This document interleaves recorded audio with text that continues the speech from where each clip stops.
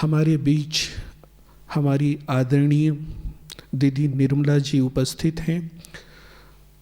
हम सब ने कल के कार्यक्रम में भी आपसे आशीर्वचन लिया। आज पुनः एक बार आपके सम्मुख होने का सौभाग्य हम सबको मिल रहा है। दीदी जी एक बहुत सुंदर विषय पर व्याख्यान देने वाली हैं, व्यर्थ मुक्त समर्थ जीवन। हमारा ये जीवन व्यर्थ से मुक्त समर्थ कैसे बने, उसके ऊपर एक सुंदर उद्बोधन लेकर के हमारी दीदी जी हमारे बीच उपस्थित हैं। बेसिकली ये जो सत्र होगा ये एक प्रश्नोत्तरी सत्र होगा, एक इंटरव्यू होगा और दीदी का इंटरव्यू लेने के लिए हमारे बीच हमारी आदरणीय सुमन बहन जी आएंगी। पहले दीदी थोड़ा सा इस विषय पर प्रकाश डालेंगी, उसके बाद प्रश्नों के माध्यम से दीदी जी से ज्ञान चर्चा की जाएगी और इसके लिए हमारे बीच आएंगे हमारी सुमन दीदी। सुमन दीदी को भी आप सब ने बार बार देखा होगा, आप हमारे नेशनल कोऑर्डिनेटर हैं एजुकेशन विंग की। साथ ही ज्ञान सरोवर में जो भी कार्यक्रम होते हैं उसके आप प्रोग्राम कोऑर्डिनेटर भी हैं। आप बाल्यकाल से ही करीब 5 वर्ष की आयु से ही बाबा के घर में आने लगे और 1992 से समर्पित रूप से हेडक्वार्टर्स पर आप अपनी सेवाएं दे रहे हैं। तो आइए अभी हम सुनते हैं परम आदरणीय दीदी निर्मला जी को। ओम शांति। तपस्या का हमारा यही लक्ष्य रहता है कि हम अपनी समर्थ स्थिति बनावें। हम सर्वगुण संपन्न, 16 कला संपन्न, संपूर्ण निर्विकारी बन जाए। समर्थ स्थिति बनाने में विघ्न आते हैं व्यर्थ संकल्प। व्यर्थ समाप्त हो जाए तो समर्थ स्थिति ऑटोमेटिक बन जाएंगी। सबसे ज़्यादा हमारे व्यर्थ संकल्प पास्ट के लिए होते हैं कि पास्ट में कोई ऐसी घटना घटी है जो हमें परेशान करती है। किसी ने हमें बदनाम किया, किसी ने हमें अब्यूज़ किया, किसी ने हमें सेवा का चांस नहीं दिया, दूसरों को दिया। ऐसे कई बातें जीवन में होती है जो हमें पसंद नहीं है, परंतु हम उसको याद करके दुखी होते हैं। अब ज्ञान कहता है कि ये ड्रामा है, सुख दुख, स्तुति निंदा, ये सब होना ही है। तो इसलिए यदि हम ज्ञान ड्रामा का बुद्धि में पक्का रखें तो ज्ञान कहता है जो हुआ अच्छा। कर्मों का हिसाब किताब जो था पूरा हुआ और जो हो रहा है वो भी अच्छा है और जो फ्यूचर में होना है और भी अच्छा। तो जब ये बुद्धि में रहती है तो चिंता फ्यूचर के लिए नहीं होंगी। और जबकि हमने बाबा का साथ लिया है, बाबा का हाथ पकड़ा है, बाबा की छत्र छाया में रहते हैं, तो क्यों हमें फ्यूचर की चिंता हो। दूसरा, हम भूल जाते हैं कि हमारा समय, संकल्प, हमारी धन सब बहुत कीमती है।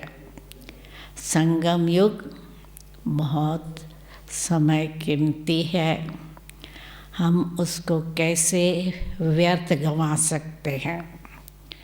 यदि समय की वैल्यू है, संकल्प की वैल्यू है, तो हम व्यर्थ नहीं गंवाएंगे। कोई भी विकार है तो नेचुरली है, व्यर्थ तो क्या, विकल्प हमारे होंगे और वो माया के वश होने से हमारा योग ठीक नहीं रहेगा। फिर बाबा हमें श्रीमत देते हैं, हमारी दिनचर्या फिक्स करते हैं, हमको मर्यादा में रहना सिखलाते हैं। तो जितना श्रीमत का पालन करेंगे हम माया से सेफ रहेंगे, हमारा योग पावरफुल होगा और हम समर्थ बन सकेंगे। दूसरा, हमें पॉजिटिव रहना है। जो कुछ होता है उसमें क्या फ़ायदा है ये देखना है, क्या नुकसान हुआ है वो नहीं देखना है। पॉजिटिव रहने से हम दुखी नहीं होंगे, व्यर्थ संकल्प नहीं चलाएंगे। हमारी पुरानी आदत है परमत, प्रदर्शन, परचिंतन, ये हमें छोड़नी पड़े, क्योंकि इजी है कि हम औरों को देख सकते हैं, खुद को नहीं देख सकते हैं। खुद को देखने के लिए आईना चाहिए, परंतु औरों को देखने की सहज हो जाता है। तो प्रदर्शन करने की आदत है, फिर उसको सोचते अच्छा है, बुरा है, ठीक है, नहीं ठीक है, आदि आदि हम मन ही मन में डिसाइड करते हैं। तो परचिंतन चलता है।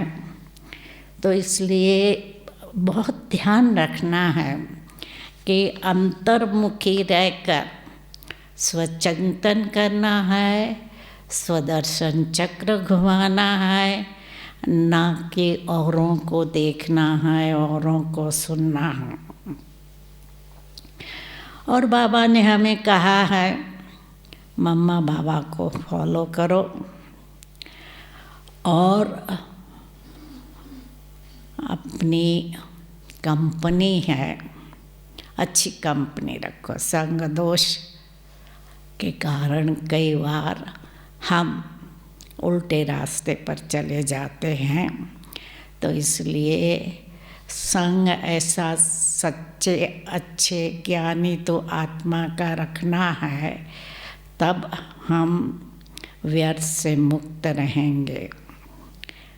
और दूसरा, नष्टो मोहा होना बहुत ज़रूरी है, क्योंकि क्या होता है कि अपने देह में और लौकिक या अलौकिक संबंध में मोह पड़ता है, और अपनी जो वैभव है उसमें भी मोह रहता है, अपना पोजेशन है उसमें मोह रहता है।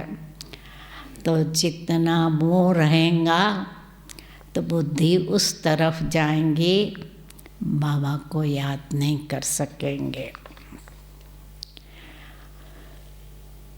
तो समर्थ स्थिति बनाने के लिए हमें पावरफुल अमृत वेला रखना है, क्योंकि यही टाइम है जबकि बाबा हम बच्चों के लिए ही देते हैं और संगठन में मदद भी मिलती है।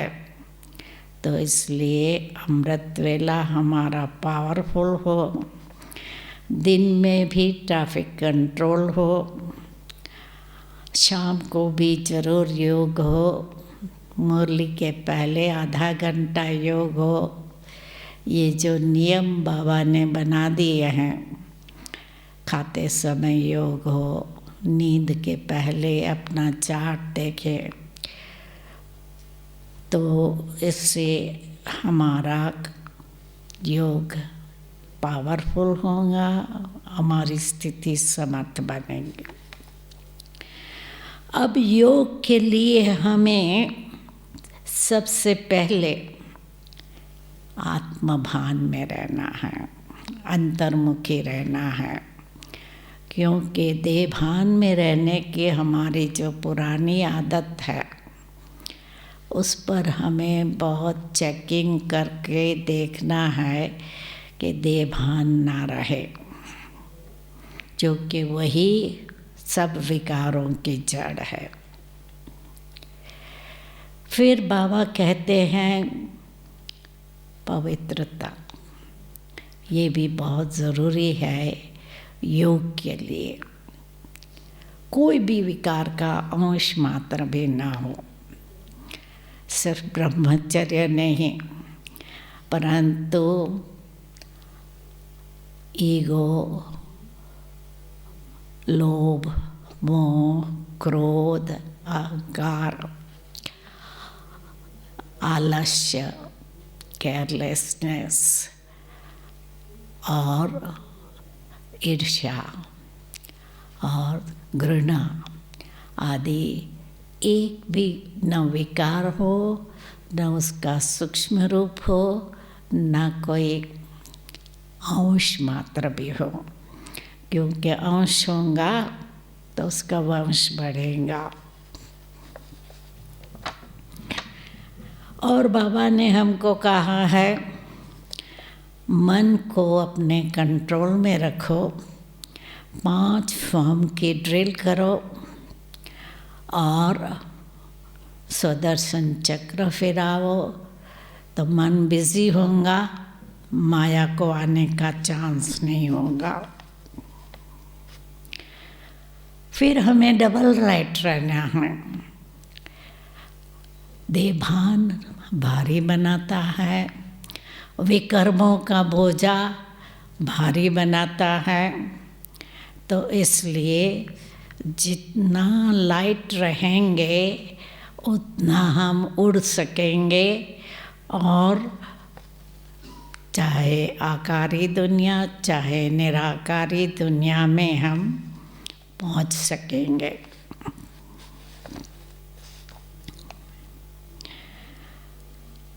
फिर योग पावरफुल करने के लिए हमें एक नामी बनना है। सारा समय शिव बाबा को याद करना है। भक्ति में एक मंत्र जपते हैं, कोई भी देवी देवताओं के लिए। अभी हमको हमारे सर्व संबंध एक बाप से, जितना बाप से प्राप्ति करते जाएंगे, बाप से लव होगा तो क्या होगा, याद करना सहज हो जाएगा। और इकोनॉमी करनी है, समय, संकल्प, धन, वाचा। जहाँ हम 2 शब्द से काम ले सकते हैं, हमें 20 शब्द नहीं बोलने हैं। तो संकल्प और समय, वाचा सबकी इकोनॉमी करनी है, तो नेचुरली है, बचत हो जाएंगी, जमा हो जाएगा। एकाग्रता, एक श्रेष्ठ संकल्प में स्थित होना, उसको हम कहेंगे एकाग्रता।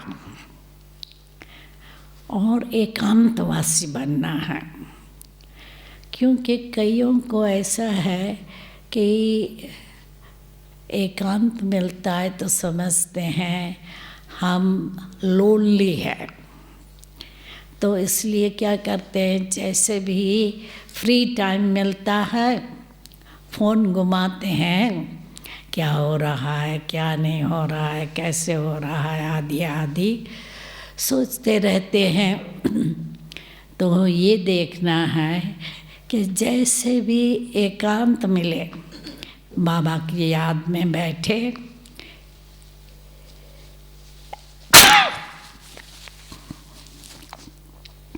तो इससे हमारा योग ठीक रहेगा।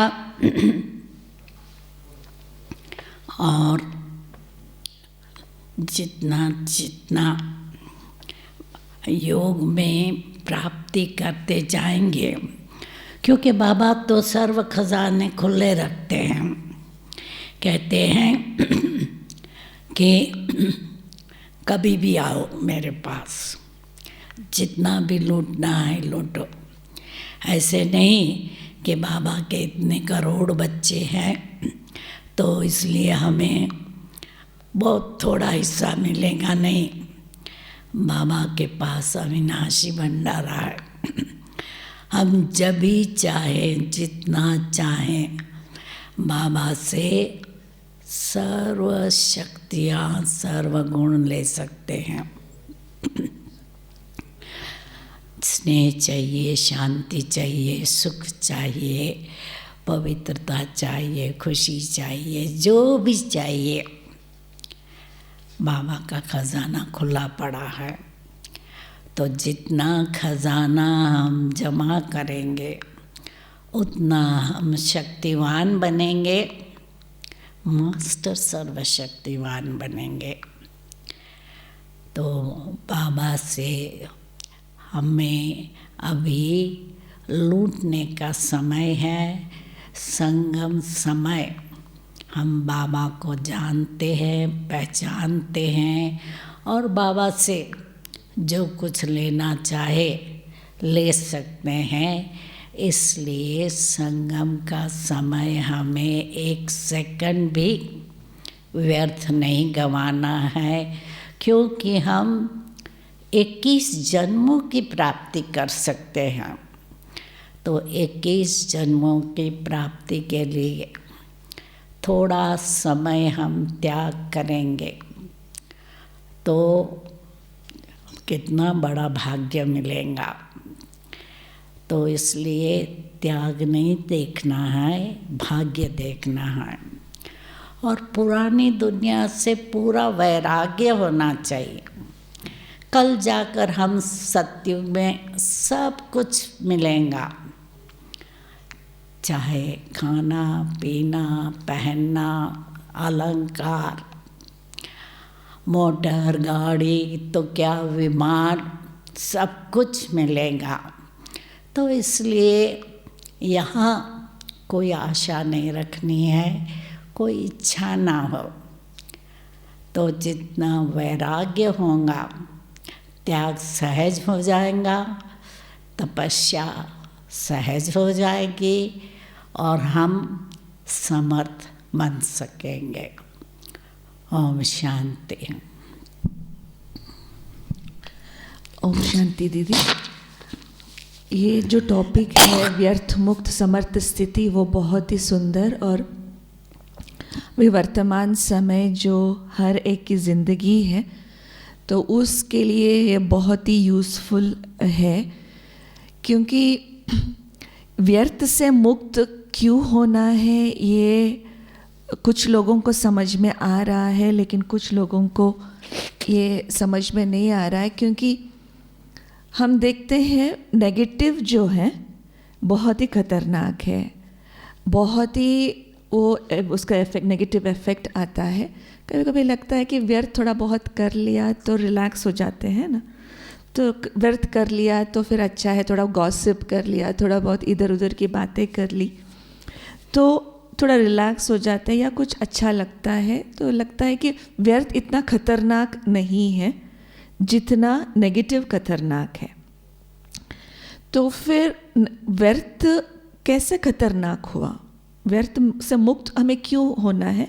व्यर्थ खतरनाक है नेगेटिव जितना, या आपको क्या लगता है? व्यर्थ करेंगे तो नेचुरली है कि जो हमारा, जैसे कोई अमूल्य खजाना होता है तो क्या करेंगे, संभल संभल के रखेंगे, संभल संभल के यूज़ करेंगे और देखेंगे कि कोई चोरी तो नहीं करके ले जाता है। तो इसी रीत से प्रदर्शन पर चिंतन करने में आता तो मज़ा है। और हम कहेंगे हम तो दुनिया में है ना, तो दुनिया में क्या हो रहा है हमको जानना है। परंतु दुनिया तो गिरावट की ओर जा रही है, वो जानने में कोई फ़ायदा नहीं है। इसलिए बाबा कहते हैं जैसे भी समय मिले मेरी याद में रहो। बाबा से यदि अति स्नेह होगा तो लवलीन होना सहज हो जाएगा और व्यर्थ से मुक्त हो जाएंगे, क्योंकि समय की वैल्यू होनी चाहिए। संगम युग का एक एक सेकंड वैल्यूएबल है, तो व्यर्थ क्यों हम गंवाएं। समझदार है वो बिल्कुल व्यर्थ समय, संकल्प, वाचा, कर्म बिल्कुल नहीं गंवाएंगे।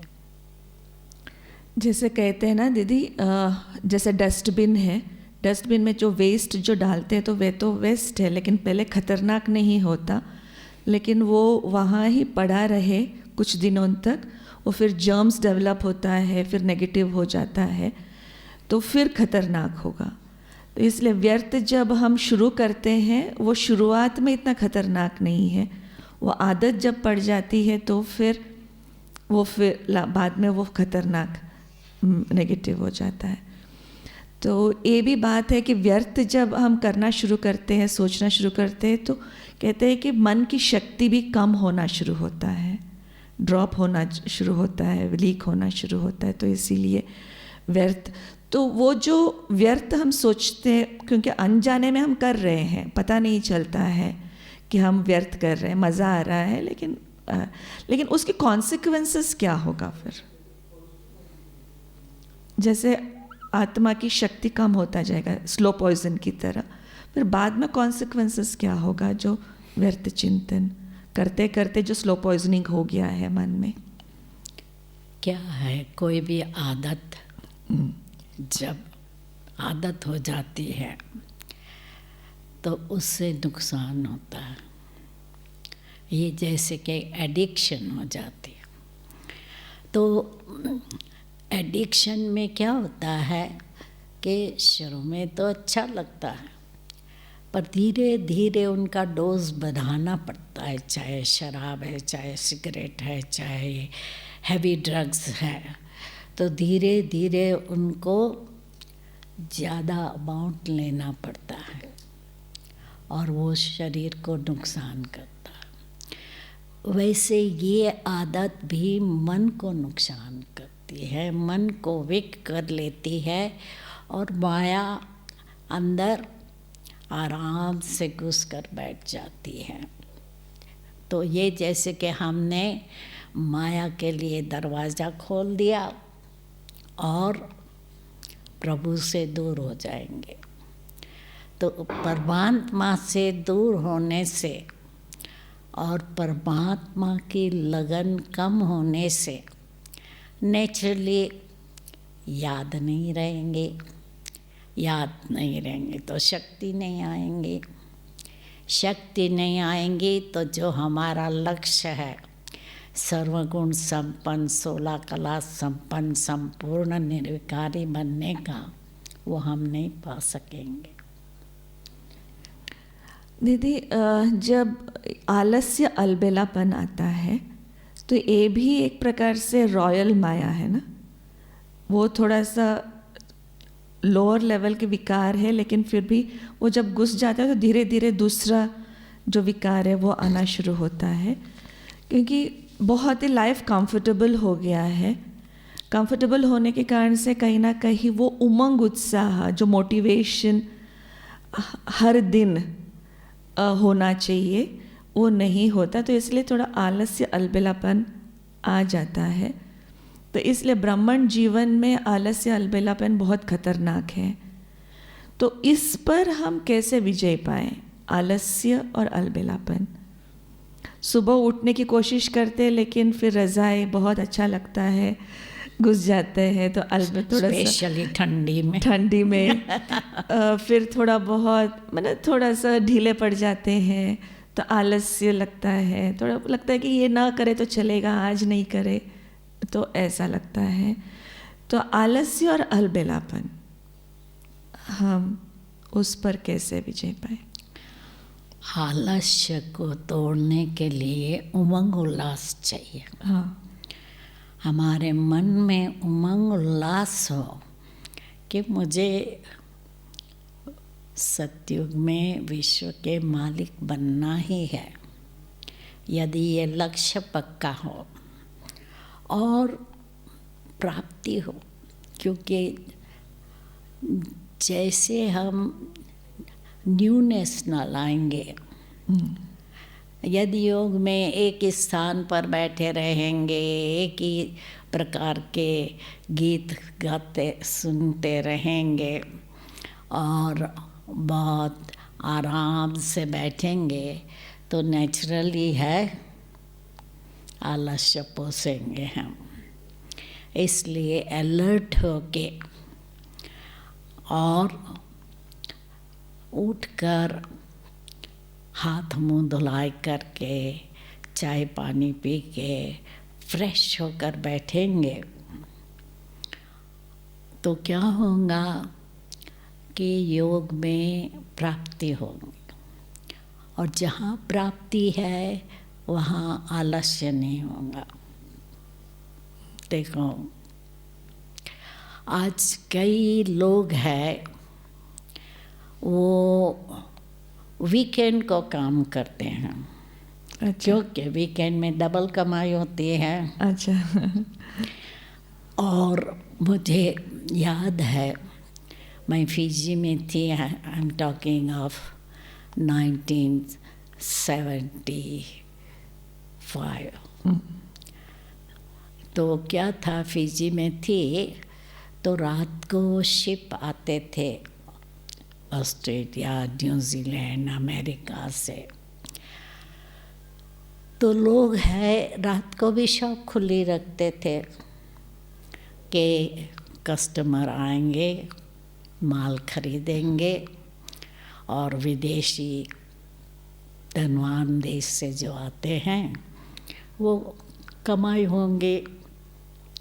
तो कमाई करने के लिए लोग रात को भी शिफ्ट करते हैं, वीकेंड को भी शिफ्ट करते हैं, कई है डबल शिफ्ट भी काम करते हैं। तो इस रीति से जब हमारी बुद्धि में होगा कि ये हमारी कमाई है, हम बाबा से शक्तियाँ गुण वगैरह ले रहे हैं, तो क्यों आलस्य आएगा। और जब कीमती खजाना मिलता है, अविनाशी खजाना मिलता है, तो अलबेले क्यों रहे। जब कमाई होती है तो उबासी नहीं आती है, नींद नहीं आती है। तो इसी से क्या हमको न अलबेला रहना है न आलस्य में रहना है, क्योंकि दोनों से हमें नुकसान होता है, कमाई में घाटा पड़ता है। तो इसलिए जिसको कमाई का शौक होगा वो ऐसे नहीं करेगा। एक तो कमाई का शौक हो, एक उमंग उत्साह हो, तो फिर वो अलबेलापन नहीं रहेगा। दीदी, जैसे आप कह रहे थे पहले, जब व्यर्थ एक प्रकार का जो व्यर्थ होता है, तो पास्ट के जो बातें हैं वो अनावश्यक हम सोचते रहते हैं कि 10 साल पहले ऐसा हुआ, 20 साल पहले ऐसा हुआ, उसने ऐसा कहा था, ऐसा हो गया। तो उसका जो बोझ है मन के ऊपर बहुत ज़्यादा है। तो उसको हम कैसे निकालें, क्योंकि थोड़ा बहुत कुछ किसी ने बोल दिया तो वो भूल जाएंगे, कोई बात नहीं, लेकिन जो निकट व्यक्ति जो है उसने कुछ ऐसा कुछ कर दिया है, कुछ धोखा दे दी है, चाहे बिजनेस में चाहे रिलेशनशिप में, चाहे, तो वो जो बहुत बड़ा धोखा है, जो शॉक दिया है, तो उसको भूल नहीं सकते। तो वो बोझ लेकर के, भले वो घटना जो घटी है 10 साल पहले घटी है, तो उसको लेकर के डिप्रेस्ड है व्यक्ति, उसको लेकर के वो हमेशा सोच रहे हैं ऐसा नहीं होना चाहिए, तो आज खुश नहीं है, तो उसको कैसे निकालें, कैसे भूलें? देखो, जब कर्मों का ज्ञान है तो समझ में आता है ये भी हमारा कोई कार्मिक अकाउंट था जो पूरा हो गया,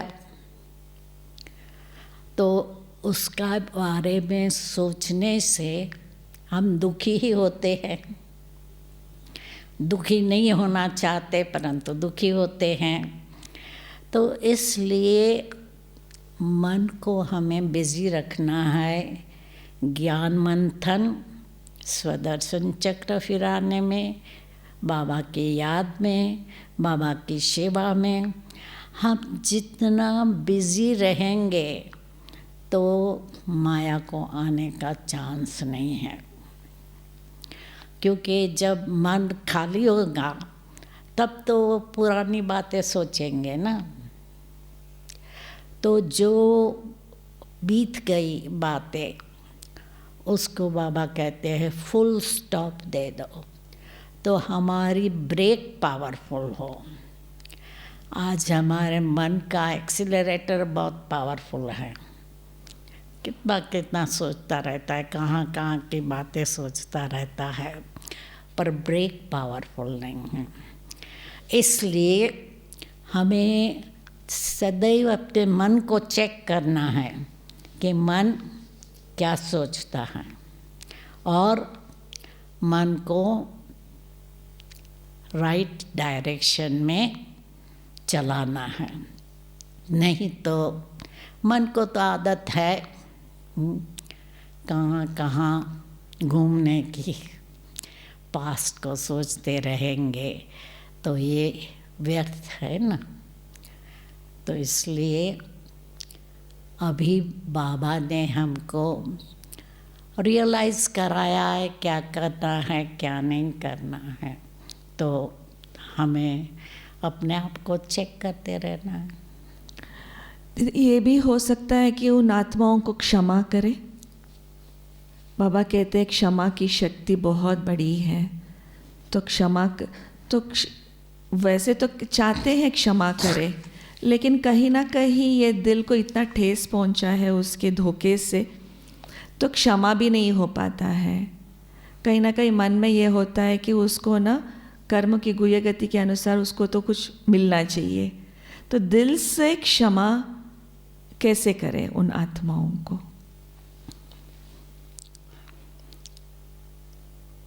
क्या है, जब तक क्षमा नहीं करेंगे तो पास्ट को भूल नहीं सकेंगे। यदि पास्ट को भूलना है तो क्षमा करना पड़े। क्या है कि दोनों बात है ना, एक तो कर्मों की गति है कि कुछ हमने उसको दुख दिया होगा जो हमको उसने इतना दुख दिया। अब हमें कर्मों को खत्म करना है, तो यही एक रास्ता है कि हम कहे जो हुआ अच्छा हुआ, हमारा कर्म का हिसाब किताब पूरा हुआ। अभी धर्मराजपुरी में हमें सज़ा नहीं भोगनी पड़ेंगी। तो जब ज्ञानी बन गए और योगी बन गए, तो जब योगी बन गए तो योग से सब शक्तियाँ मिलती है, क्षमा की भी शक्ति मिलती है। दीदी एक और बात आपने कही अभी, मन बहुत सोचता है, इधर उधर भागता है। आजकल देखा है लोगों को कि बहुत ओवर थिंकिंग करते हैं। छोटा कुछ हुआ लेकिन उसके बारे में बहुत सोच करके परेशान हो रहे हैं। हुआ कुछ नहीं, छोटी सी बात है, लेकिन उसको थोड़ा बड़ा कर देते हैं ओवर थिंकिंग के कारण से। तो वो आदत अभी क्यों है आत्माओं में ओवर थिंकिंग करने की, और ओवर थिंकिंग को कम कैसे करें? क्योंकि बाबा तो कहते हैं पहाड़ को राई बनाओ, राई को रुई बनाओ, लेकिन ओवर थिंकिंग के कारण से राई को हम पहाड़ बना देते हैं।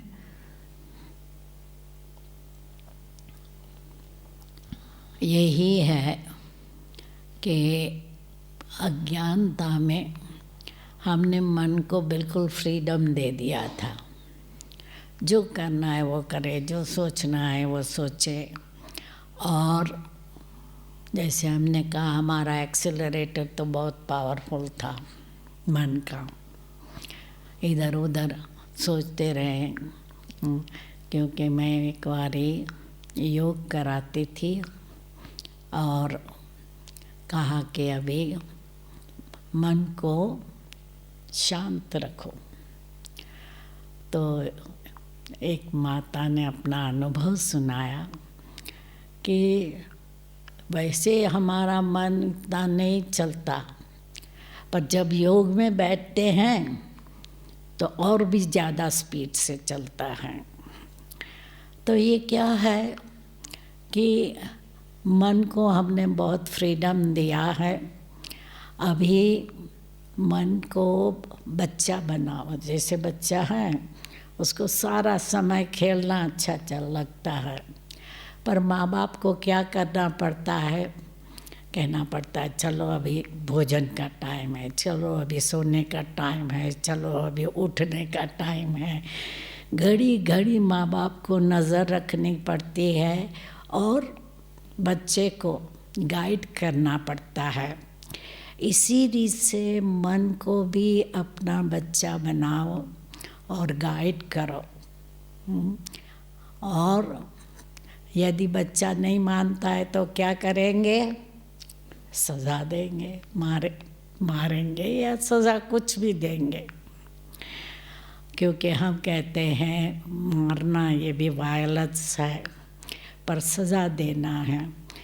हमारे पास एक माता थी, वो बच्ची यदि 6 साल की बच्ची थी, उसको यदि वो ठीक नहीं चलती थी, कुछ चंचलता दिखाती थी, तो क्या करती थी, उसको कमरे में बंद कर देती थी कि 10 मिनट तुम्हारा अभी हम दरवाज़ा नहीं खोलेंगे। चाहे वो कितना भी दरवाज़ा पीटती थी कि रोती थी, कुछ भी करती थी, 10 मिनट उसको सज़ा।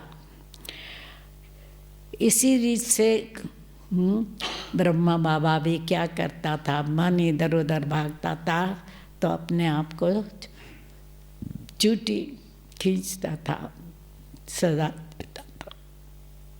तो इसी रीत से हमको मन को अपने कंट्रोल में रखना सीखना है।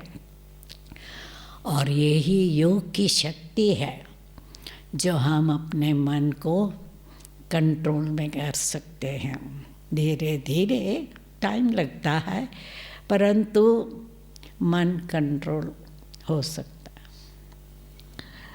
है। जब योग में बैठते हैं, जैसे मन भटकता है बहुत, क्योंकि दादियों को देखा, आप लोगों को देखा, तो योग में जब बैठते तो स्थिर बैठते हैं।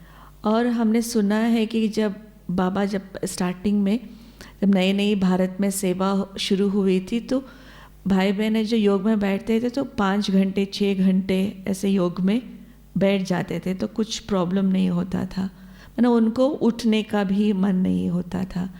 लेकिन आजकल अभी हम आधा घंटा भी बैठते हैं तो फिर टाइम देखना शुरू करते हैं, क्योंकि जब तक समर्ति नहीं आएगी तो व्यर्थ खत्म नहीं होगा। समर्थि आएगी तो योग से, योग में ही हम नहीं बैठ पा रहे हैं आधा घंटा भी, 1 घंटा भी, तो इसकी जो प्रैक्टिस है हम कैसे बढ़ाएं दीदी?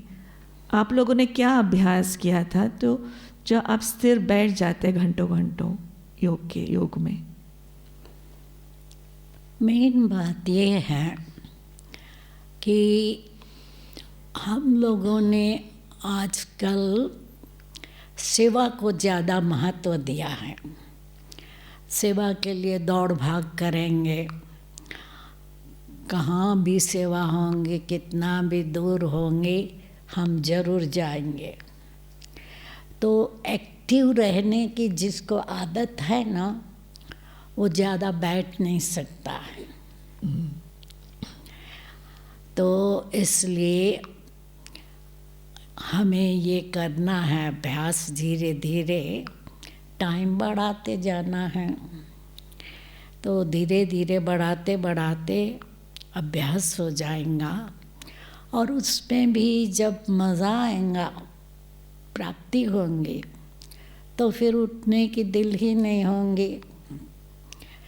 क्योंकि अभी जनवरी मास में 16, 17, 18 3 दिन योग भट्टी रखी थी, और कईयों ने 8 घंटा बैठकर योग किया और बहुत अच्छा अनुभव हुआ। क्योंकि लक्ष्य रखते हैं तो सहज हो जाता है। फिर उसमें वो लोग ने कमेंट्री की, स्लाइड शो दिखाया आदि आदि, परंतु 8 घंटा बैठकर योग कईयों ने किया। दीदी, ये भी कारण एक हो सकता है क्या कि बेहद का वैराग्य जो बाबा कहता है, जैसे आपने भी पहले कहा, वैराग्य होना बहुत ज़रूरी है योग करने के लिए या फिर अपने में ताकत भरने के लिए। आजकल वैराग्य थोड़ा कम नज़र आता है कि इंटरेस्ट ज़्यादा होता है कि ये करे वो करे, या फिर क्योंकि सोशल मीडिया का भी ये ज़माना है, तो थोड़ा सा जो इंद्रियों का रस है तो वो बढ़ने के कारण से फिर वो वैराग्य कम होता हुआ नज़र आता है। तो वो उस वैराग्य को हम कैसे बढ़ाएं?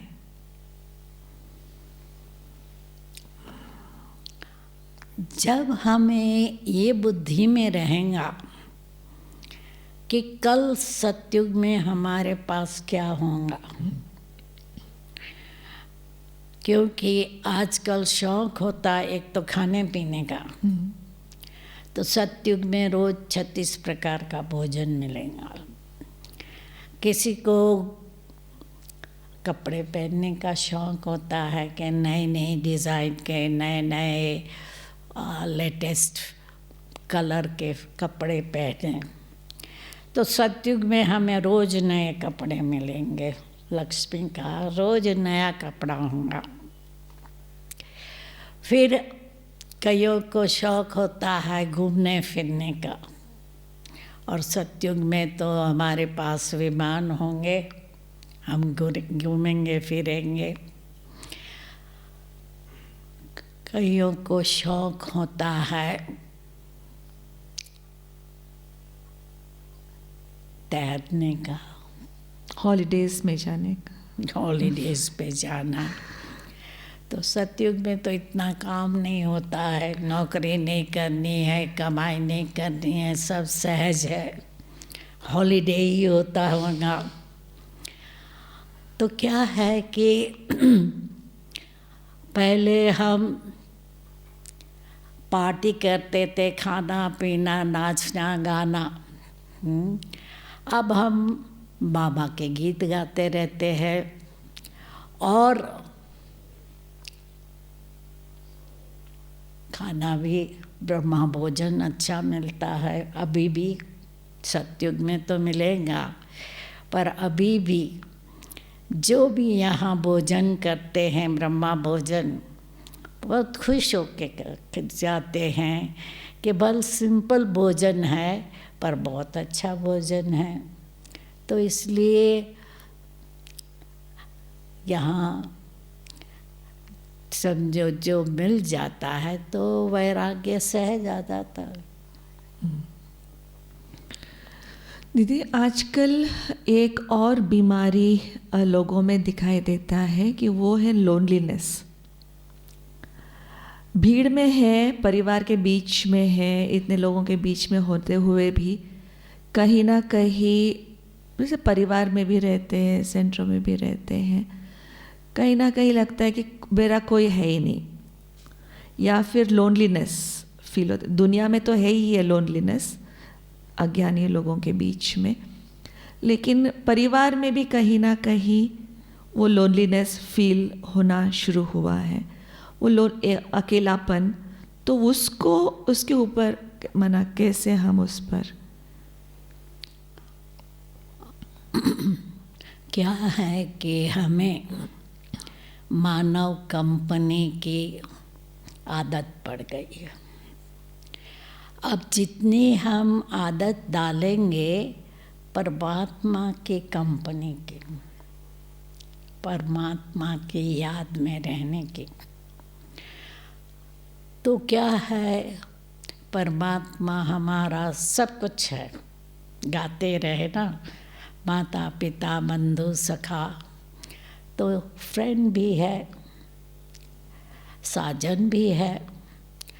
तो जितना उस संबंध से याद करेंगे, प्रयोग करना है कि कहाँ भी जाओ तो बाबा को बुलाओ एज अ फ्रेंड, चलो साथ में खाना खाना है, चलो बाबा साथ में खाएंगे। तो ये प्रयोग करने से क्या होगा, फील होगा कि बाबा तो मेरे साथ ही है, तो लोनली नहीं फील होगा। जितना बाबा के संग का अनुभव करेंगे उतना वो लोनलीनेस फील नहीं होगा। दीदी, समर्थि पाने के लिए हमें अंतर्मुखता की गुफा में जाने की ज़रूरत है। जितना स्वचिंतन करेंगे, परमात्मा चिंतन करेंगे, तो समर्थि बढ़ेगी अपने अंदर, तो व्यर्थ खत्म होगा। लेकिन अक्सर करके ये थोड़ा मुश्किलातें आती है। अंतर्मुखी होकर के बैठते हैं, जैसे डर लगने लगता है कि पता नहीं कौन से विचार आ जाएंगे। जैसे आपने एक एग्जाम्पल बोला कि एक माता थी जो योग में बैठती थी तो बहुत सारे विचार आते थे उसके, नहीं तो नहीं आता था। ऐसे जैसे शांति में बैठते हैं, मन को देखना शुरू करते हैं, ऐसे बहुत सारी चीज़ें याद आना शुरू हो जाता है। और बहुत सारे विकार भी, जैसे बाबा कहते हैं, योग करने लगते हैं तो विकार भी थोड़ा ऊपर उभरना शुरू होता है, तो डर लगने लगता है। तो फिर इसीलिए वो अंतर्मुखता के गुफा में या शांति में बैठना डर लगता है लोगों को। तो वो कैसे हम अभ्यास करें, उस डर से हम मुक्त कैसे हो, कैसे हम अंतर्मुखता का अभ्यास ज़्यादा से ज़्यादा करें लेकिन डर भी ना लगे।